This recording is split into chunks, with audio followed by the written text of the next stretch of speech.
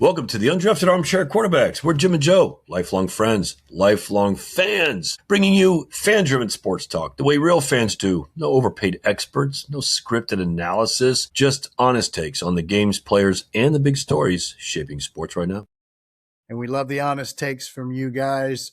Listen, do you yell at the TV like you're the head coach? Well, if you do, you can subscribe with us. It's free. And we'll read your takes. We'll bring them into future shows. Please hit like, subscribe, and join us every week for free right here on YouTube, Spotify, Instagram, TikTok, and X. And we made it to another Friday. It's Friday. Thank you, Alex. Friday, and the weather here is greatly improving. Man, it's been like just rainy, pop-up thunderstorms. So morning, night, afternoon, no predicting it. And so you're just, hoping. But now it's getting into a drier period. Loving that. Golf this week was great. So things are drying out. Loving it. And sports world is turning as fast and as quickly as always. So trying to keep up with that at the same time, man. Yeah. And the heat index down here in the Tampa area today is supposed to hit about 115. Send the rain our way, okay? We're supposed to get some this afternoon. So, hey. I love 100. Listen, I'm one of those people, I understand, but I love it when it's 95 and hot and, you walk outside, you can feel it. You're starting to sweat before you even get started doing, I mow the yard at 2 p.m. on purpose. I don't know, just like it, I guess. It makes the beer taste better. We all know you. That's why you do it. It's true. Yep. Never had a bad beer in my life, but yeah, the ones after doing something like that, they seem to carry a little extra just deliciousness. I don't know, but what are you going to do? Yeah. Speaking of beer, I was just thinking of where we were going to start, and I know we were talking about Budweiser and all that, but we're going to put that on hold because something happened that kind of caught a lot of people's attention, and that is the Los Angeles Lakers, I guess, are for sale.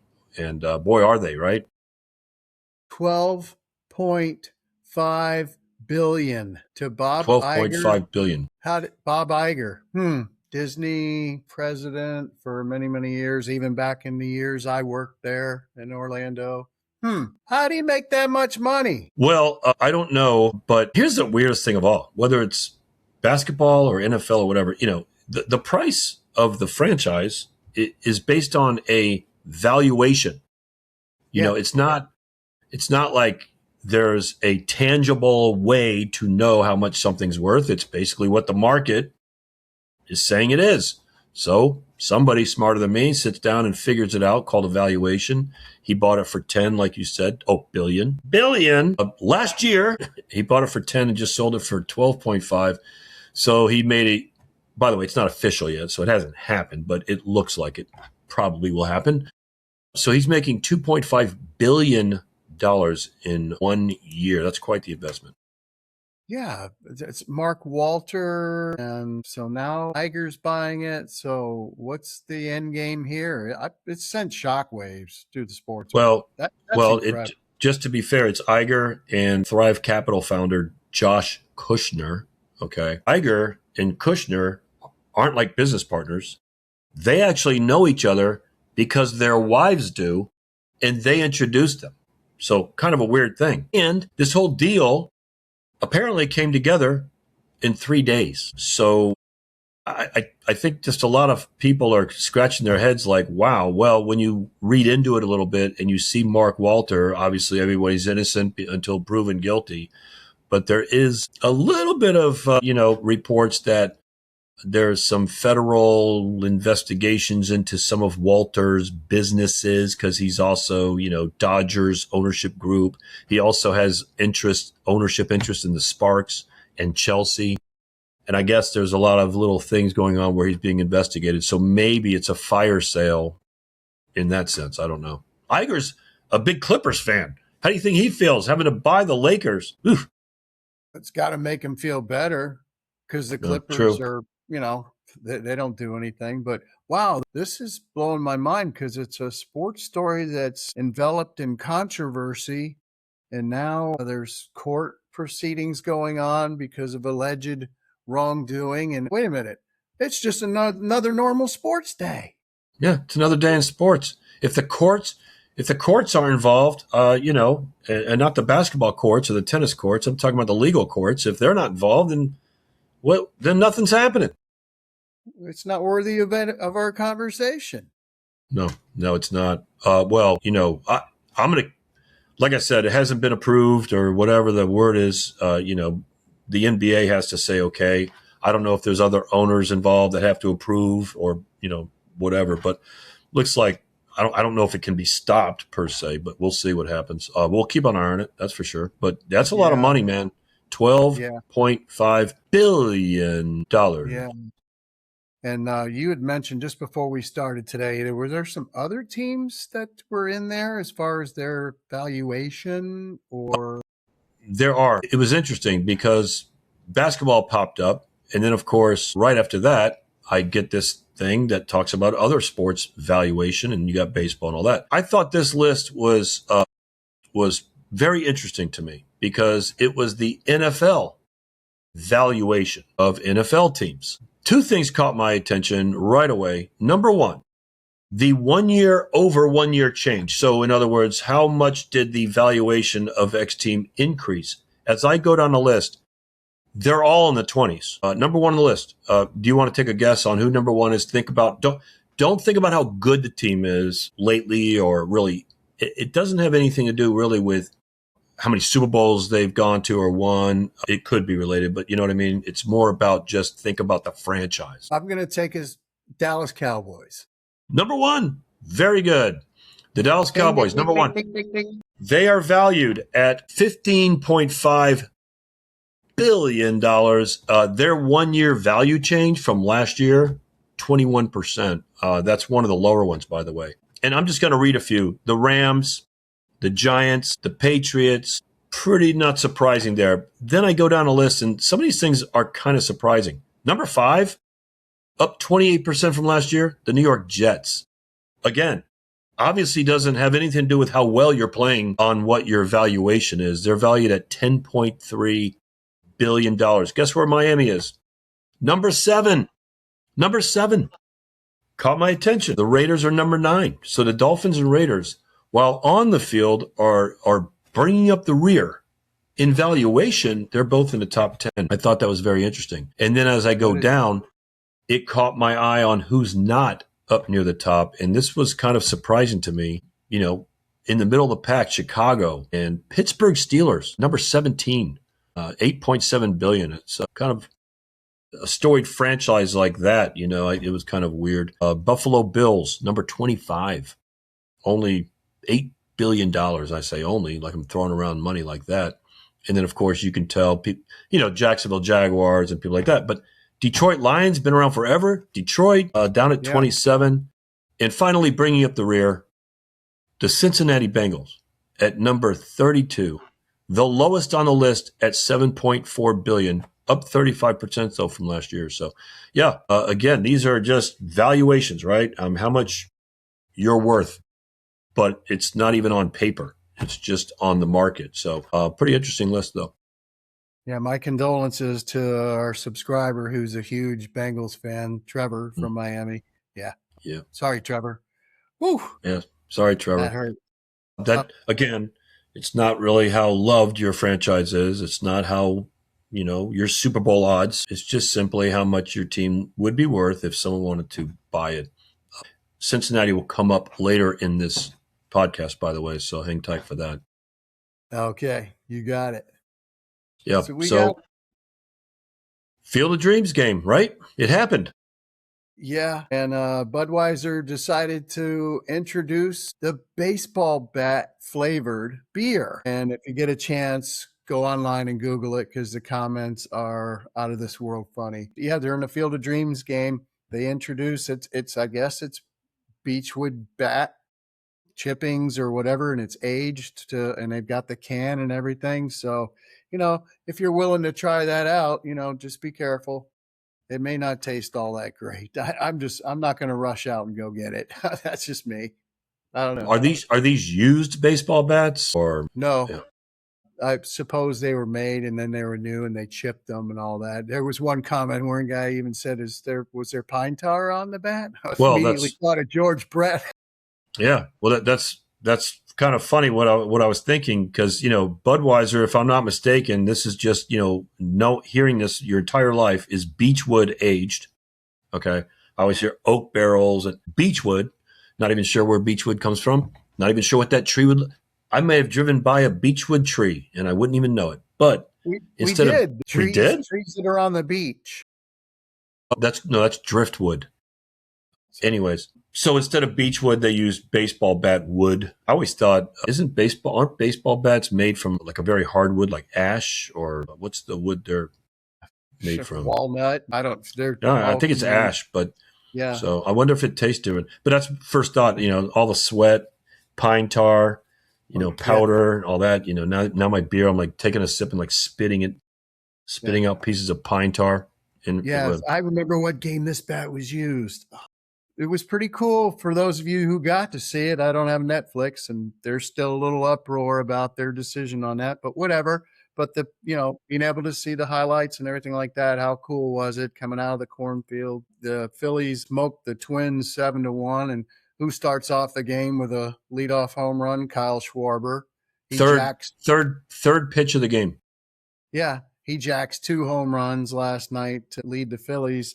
The Phillies just shut the Twins down. Aaron Nola had 5 innings pitched, 9 strikeouts. The Phillies bullpen shut the Twins down very nicely in the last 4 innings last night.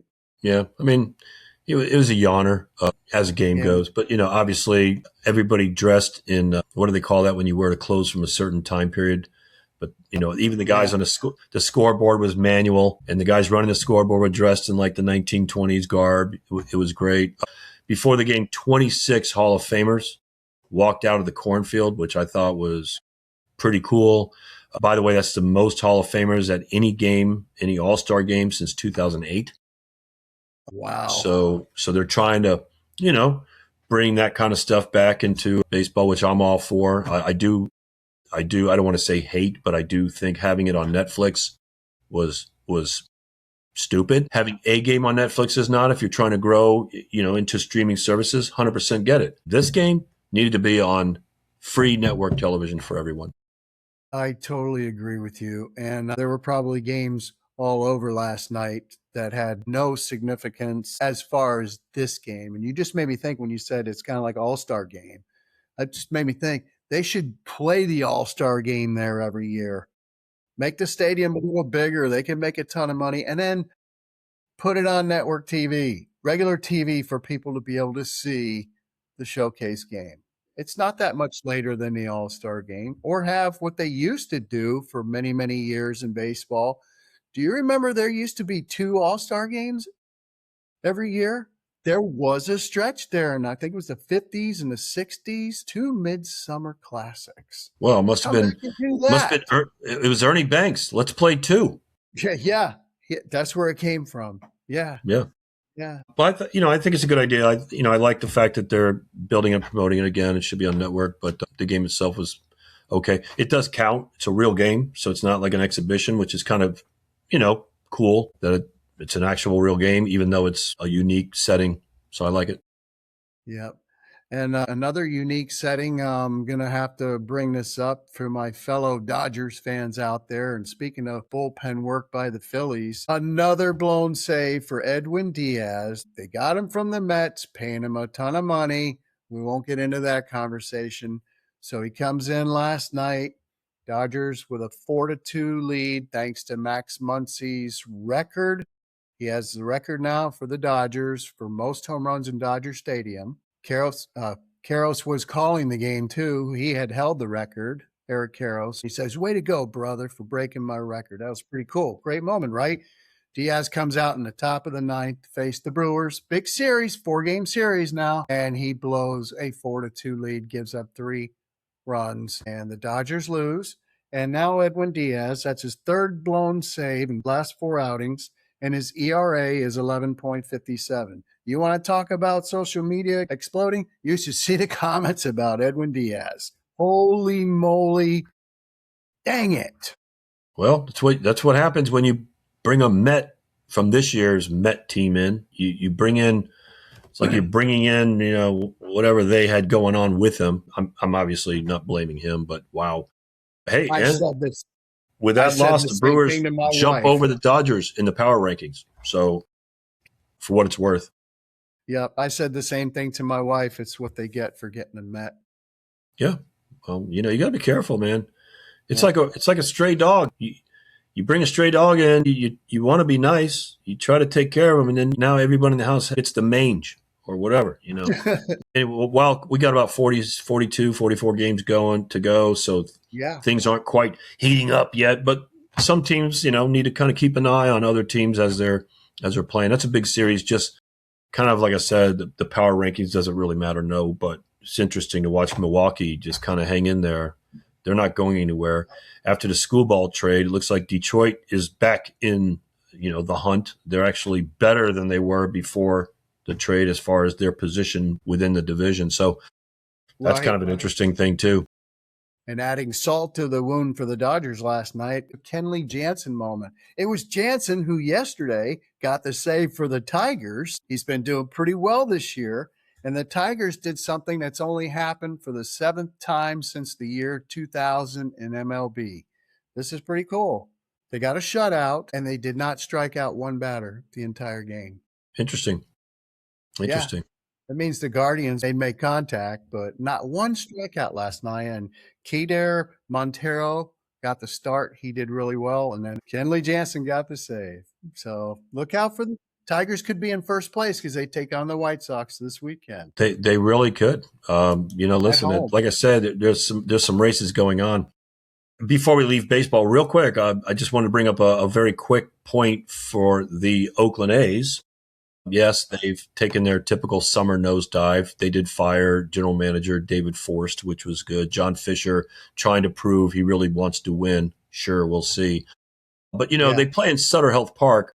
It is considered one of the least pitcher-friendly parks there is. I mean, literally, it's right up there with Coors Field as far as the numbers go. Don't forget, Oakland played in Oakland, a very pitcher-friendly park, and now their lineup is built for that. So now they've gone from a pitcher-friendly to a pitcher-unfriendly park. So what do they do about that?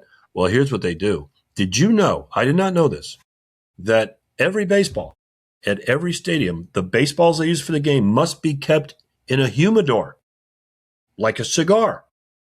The humidity in the humidor must be set to a certain point so that every baseball in every park is consistent. Because the moisture, the humidity that the baseball has, they want it consistent no matter where you go. There's one park, though, that's allowed to set it up a little higher by Major League Baseball, and that's Coors Field because of the altitude.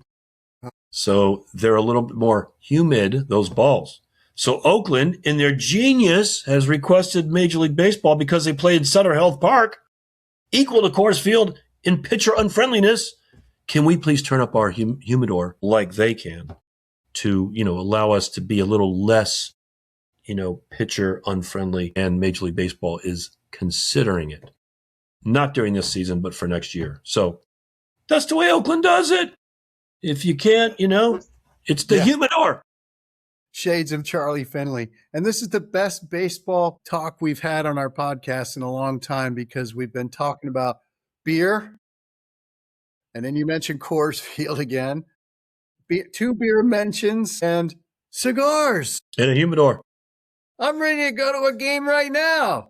Me too. I mean, I'm thirsty. Miss the days. Yes, I know. Miss the days walking into stadiums. You could smell the cigars. Even the old bowl growing up, you can smell the cigars, and then people drink the cigarettes. I mean, everything. I know. It definitely had a certain smell to it, man. Going into the bathroom was like, whew, between the heat, humidity, and the cigarette smoke was unbelievable, and other smoke. But all right, well, let's talk about football. So we talked about baseball. Let's talk about football a little bit. There's the exhibition has started, which, it's kind of cool. My wife is like rolling her eyes like, oh my God, it's football already. So, it's like till February, that's the way it's going to be. Everyone knows I'm a Raiders fan. I thought Mendoza looked good last night. It's exhibition, but he was with the second team while looking good, which is kind of nice. I'm not sure if anything else caught your eye. Last week we talked about Carson Beck a little bit and Haynes King. Yes. But everything looks pretty good. I mean, it's nothing really to report from my end other than the games have been okay to watch. It's just wonderful that they're back on. And Mendoza's stats look decent. 10 for 16, 97 yards, and 1 touchdown. And on the other side, I thought, oh, if it's against the Cardinals, this could be a rematch of the national championship game at Hard Rock.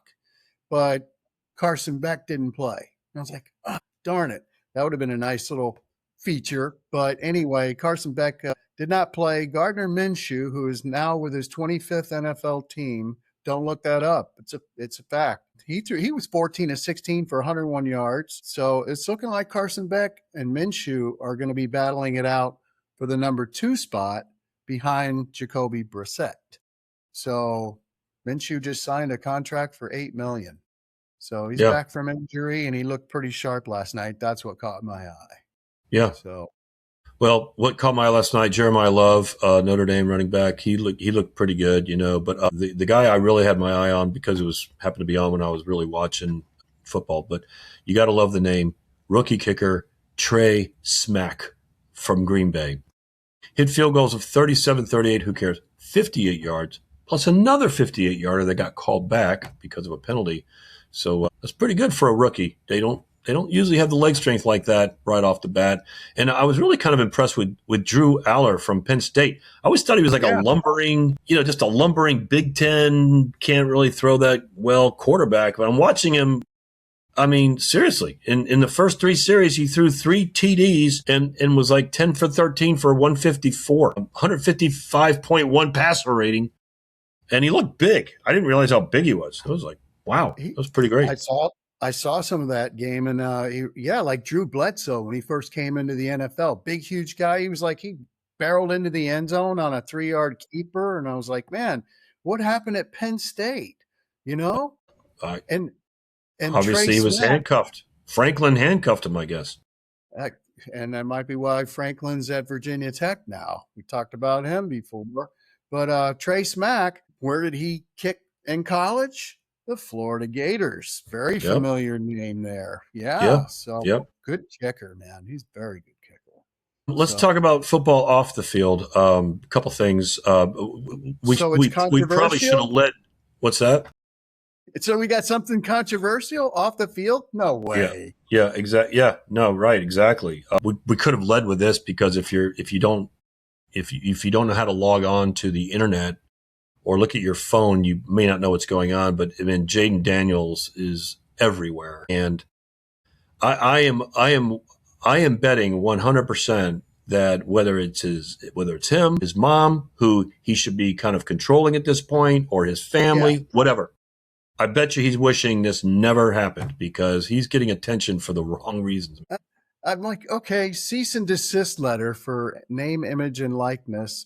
But a big deal. At FSU, I won the intramural softball 2 years in a row with the Miami All-Stars. I mean, that's 2 straight intramural championships in softball. But, I'm begging them to use my NIL, but I haven't seen any checks come in. So, I mean, no kidding. And you're a Marine. You should have an NIL, Well, I don't want – I turn it down. Mine's all going to charity. That's how I roll. I gotcha. And if in case you don't know what's going on, or you've heard about it, but this is a one sentence recap. So Jayden Daniels wears number 5. He wore it his whole entire life before he got to LSU. He was only at LSU for 1 year, but he wore number 5. He wins the Heisman. LSU has a long-standing tradition. Okay, they used to retire numbers, so they would retire a number, and no one else could wear it. They stopped doing that in 2007. What they do now is they retire the number, okay, but they don't they don't hang it up and no one else can wear it. So it's a big difference than retiring the number versus being allowed to wear it. Well, I guess when DJ Pickett, one of the top, I think he was the top, at least defensive player, was being recruited to LSU, Brian Kelly, head coach at the time, promised that he could wear number 5. So he gets to LSU, and guess what? LSU gives him number 5. Well, this starts the whole firestorm that we're reading now.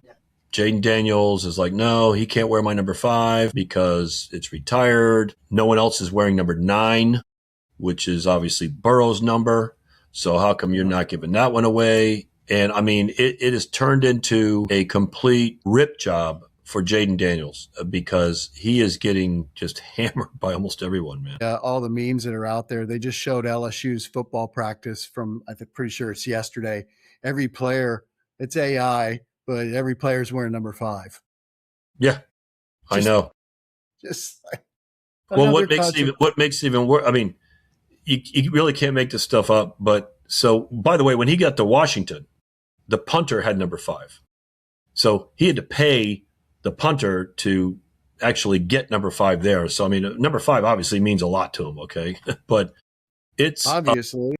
It's gotten out of control now because, first of all, name, image, and likeness. It's not like they're running around showing him on posters and all that. Maybe they were, but they can't now.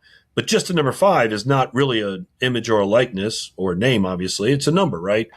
And, LSU has retired jerseys. Matter of fact, Burt Jones, they just retired his this year. Their rule is you got to be out of LSU in sports for 5 years. And then we can retire your jersey. But again, after 2007, retiring it doesn't mean it can no longer be used. And then the last argument is, well, Joe Burrow's number 9. No one's wearing that number. And so you're honoring Joe Burrow's by that. Well, maybe it's because no one's begging for number 9. No, you know what I mean? Joe Burrow's been quiet. I think that's smart. We'll see what's going on. It's just crazy. But yeah, all these things. Hey, I was listening to the radio the other day and I heard the Fourth Dimension singing The Age of Aquarius. Or I'm going to a concert tomorrow night. 4-Finger Death Punch. You want to go to lunch? You want to go to Four Guys? Good one. Why is that? Because no one can use the number 5. Because of Jayden Daniels. We're not allowed to use 5. High 4. Give me high 4. It's like brutal. Well played, Joseph. Well, hey, listen, it'd be funny if it wasn't, but, and then golf, got to talk about golf because the St. Jude's going on right now. This is we're now into the tournament, the FedEx Cup tournament. You probably know, but it's 70 golfers. There's no cut.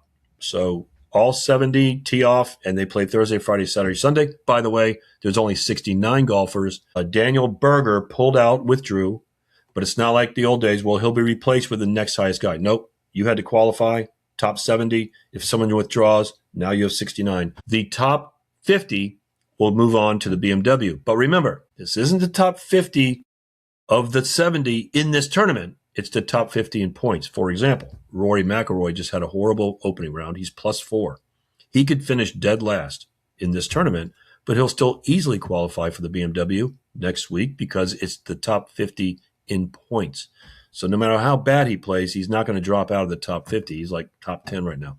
So there are some, yawn. I'm not really nervous about Rory, but there are about 15 to 20 guys who are really within range of losing or winning or falling out of that top 50 with how they play. So it's kind of fun to watch. It'll be better next week when they get down to 50 because then they get down to 30 for Townlets, for East Lake. So that'll be fun. I love it. And is it too early to ask for a prediction? Do you want to do a prediction on who you think will actually end up at the top? So Scotty Scheffler is probably an easy, if I was going to bet with my wallet, I would say Scotty Scheffler. It's really funny. They no longer do, it used to be whoever was number 1 started East Lake at -10. And then the next guy was -8 before they start. It was like they got a head start. And they no longer do that. So now it is the 30 players that get to East Lake. It's whoever plays 4 days of the best golf there. So it has nothing to do with coming into it anymore. And by the way, these tournaments right now, you do get points for winning them. So there is incentive, but it used to be like 2,000 points, which could vault you to the top if you were outside of the top 10. Now it's only 250. So by winning this tournament, you're not going to take somebody who's at the bottom and now they're in the lead. So they really leveled it out. So, I mean, it would just be who's going to play East Lake the best at this point. So, gotcha. Yeah, look forward to it, man. Got a great weekend coming up. Dolphins debut tonight against the Commanders, against Jayden Daniels, whatever his name is. Oh, man. Yeah, boy, I wonder what kind of reception he's going to get. It's pretty funny, man. I mean, it's really kind of crazy. And I feel sorry for DJ Pickett. He's involved. And I will never say this again in my life. I feel sorry for Lane Kiffin a little bit because with all the pressure and everything he's got going on, he inherited this mess. It's really Brian Kelly's fault. Brian Kelly dishonored the LSU tradition of, not just giving away these, Heisman Trophy winners, numbers and all that. That if you had a special season or whatever, Heisman Trophy, then, it was a gentleman's agreement that you wouldn't offer that number to somebody. So Brian Kelly's really to blame in all this. But Jayden Daniels could do himself a lot of favors by just backing up. You remember when the scene where Homer backs up into the hedge, just disappears? Yes. Yes. That's what he should do right now. Jayden Daniels should back up into the hedge and just kind of get out of this whole mess. That's perfect. And the last player, great trivia question at the bar next time for a lot of folks. Who was the last player at LSU who had his number retired? Officially retired. Billy Cannon. For the old heads out there, what a great name. I remember growing up and hearing that name. I know, man. Sir. Yep. And that was before 2007 when they no longer officially retire the jersey where you can't wear it. Now it's retired, but still available if needed. So Billy, he was he snuck in. They've got 5 jersey retired, and I was kind of surprised. But, great. Hey, we'll great see. Name, all-time college name for a running back. I know. Really for a running back, I know. Shot out of a what? I know. Yep. That was awesome. And then last thing about wasn't there news out of the WNBA? This is the last thing, and nothing more needs to be said. But they had an emergency meeting because of these two new draft eligible people. They had an emergency meeting to determine the rules and eligibility for entering the WNBA draft and all around, transgenderism. And guess what? They came out of the meeting still not knowing what a woman is or not defining what a woman is. So that I don't even know what to say. Oh, actually, I do know what to say. That's it for this episode of the Undrafted Armchair Quarterbacks with Jim and Joe. Thanks for checking us out and hanging with us for some real fan-driven sports talk. And don't forget, folks, your comments are a part of the show. Please drop them below. We will feature them in future shows. And once again, please subscribe. It's free, and you can become a part of our undrafted armchair research staff. Check out the compensation on our sites, and look forward to joining you again on our next show. Thanks for joining us. Happy weekend, everybody. Have a beer, have a cigar, sports. Yeah. Love it, man. Football. See ya. Peace, Joe.